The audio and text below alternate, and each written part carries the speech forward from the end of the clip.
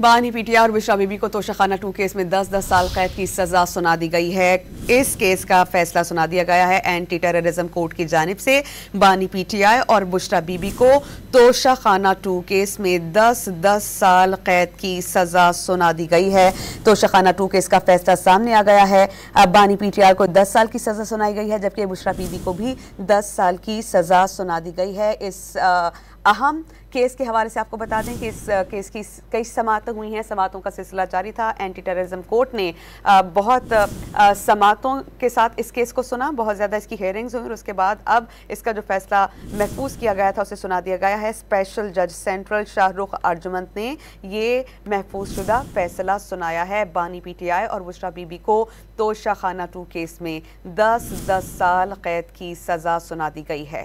ताज़ा तरीन इत्तलात जो हम आप तक पहुंचा रहे हैं। हमारे साथ मौजूद हैं डॉनिस के रिपोर्टर ताहिर नसीर, उनसे इस बारे में जानते हैं। ताहिर, बताइएगा क्या कुछ हुआ, वकला ने क्या दलाइल दिए और मुअज़्ज़िज़ जज साहिबान ने क्या इस्तफसार किया?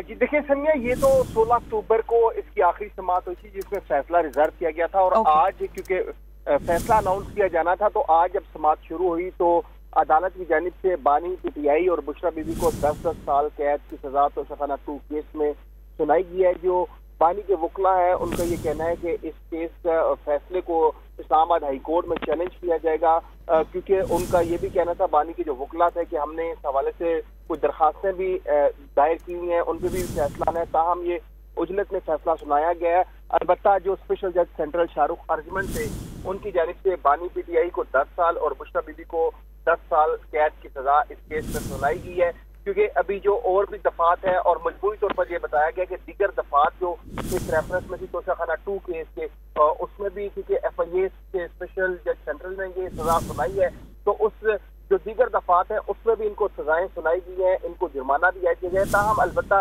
जो मुख्तसर आर्डर था उसका लुबिलबाब यही था कि मजबूरी तौर पर 10-10 साल कैद की सजा का हुक्म सुनाया गया है।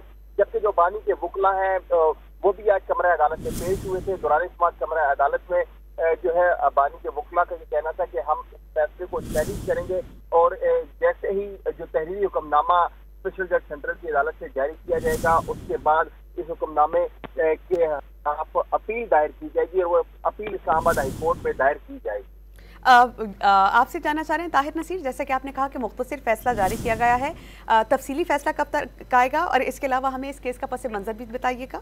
जी देखिए, तफसीली फैसले के हवाले से तो क्योंकि तफसीली फैसला आज सैटरडे है और कल संडे है, माइट भी जो बताया जा रहा है कि मंडे तक इसका तहरीरी हुक्मनामा जारी कर दिया जाए और ये तोशाखाना 2 केस का जो फैसला है इसका अगर पस मंजर में हम जाते हैं तो ये पहले नैब की जानिब से ये केस जो है इसका रेफरेंस दायर किया गया था। ताहम अमेंडमेंट के बाद ये केस FIA की जुरिस्डिक्शन में आ गया और FIA ने इस हवाले से कुछ गवाहान भी पेश किए थे और उनके ऊपर जीरा भी मुकम्मल की गई थी।